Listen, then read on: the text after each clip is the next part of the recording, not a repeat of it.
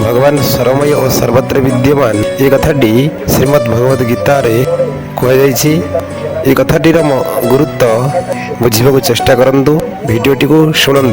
भगवान सर्वमय से विविध रूप में अच्छा ग्रहण करने और अनुभव करने ही भक्त होवार प्रमाण। भगवान कहते कि महात्मा मान दृष्टि सबकि वासुदेवमय और मो दृष्टि सत असत सबकि मु अटे। जो सबकि मु ही अटे, तेरे जदि कहीं कौन से निर्दिष्ट देवता को तुष्टि देवाई यज्ञ करें तेरे देवता रूप में मु तुष्ट होता है। यदि कहीं दान दे थाए तेरे दान नेबा वाला रूप में बा दान देवा वाला रूप में मु ही अभाव दूर करें दान नेबा वालार। सेहीपरि यदि कहीं तप करे तेरे से जदि कहीं तप करे तेरे से तपर फलस्वरूप तपस्वी रूप में मत ही सुख शांति मिलता है। कहीं जदि क्या भोजन कराई थाए पानी पियाई थाए तेरे से भोजन और जल प्राण रूप में मत ही प्राप्त हुए, मोर पुष्टि करे।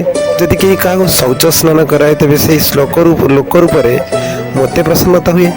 कहीं जिते गछ लतार पानी खत आदि दिए से मत प्राप्त हुए और ताद्वारा मोर प्रसादन हुए। कहीं जदि कौन दीन दुखी और विकलांगर सेवा मन धन तन द्वारा करें तेरे से ही सेवा मोर ही सेवा होता है।